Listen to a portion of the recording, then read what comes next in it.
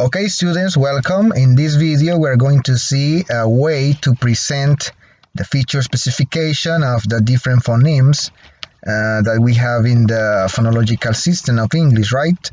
So in here we have the sounds or the phonemes D and the phoneme N. Okay, we also see here that we have three pair of brackets, right? Two here and one here.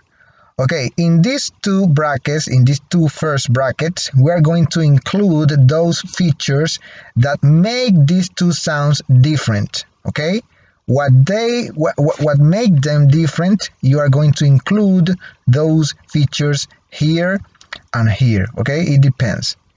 And also in this pair of brackets here, we are going to include those features that they have in common, those features that they share. Okay. So what are those features?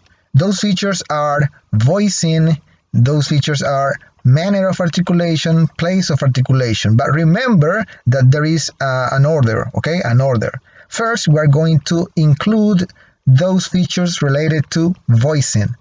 After voicing, we are going to include those features related to place of articulation, and finally, the manner of articulation. Remember this chart, okay? In here you can see the classification according to place of articulation, according to voicing, and according to manner of articulation.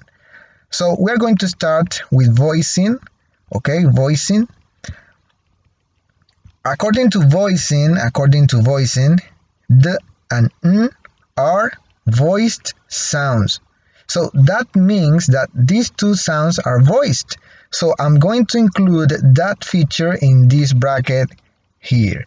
So how do you say that they are voiced sounds? Well, they are plus voiced. Plus voiced. Okay, they share this feature. Now, after voicing, we're going to classify these sounds according to the place of articulation. So according to the place of articulation, D is alveolar and N is also alveolar. So they also share this feature. So I'm going to include alveolar in these brackets here. So how do you say that they are alveolar sounds? Yes, okay, they are plus alveolar. They are plus alveolar because they have this feature. Okay, alveolar. Alveolar. Okay, they are plus alveolar. I'm going to reduce here. Okay, now we have classified these two sounds according to voicing and according to the place of articulation.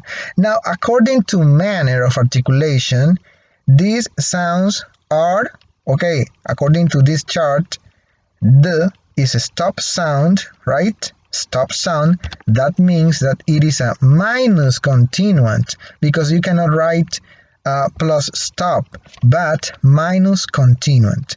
And N, according to manner of articulation, is a nasal sound. That means it is plus nasal, right? So let's go back and let's write it here. The is stop, so I'm going to name it minus continuant. That means that it is a stop sound. And N, according to manner of articulation, is nasal, so it is plus nasal. So students, now you can see that it is another way, an interesting way to name those sounds according to voicing, according to place of articulation, and also according to manner of articulation. In our next video, we are going to see how to describe vowels. So let's see that video, okay? So remember, if you have any question, please let me know.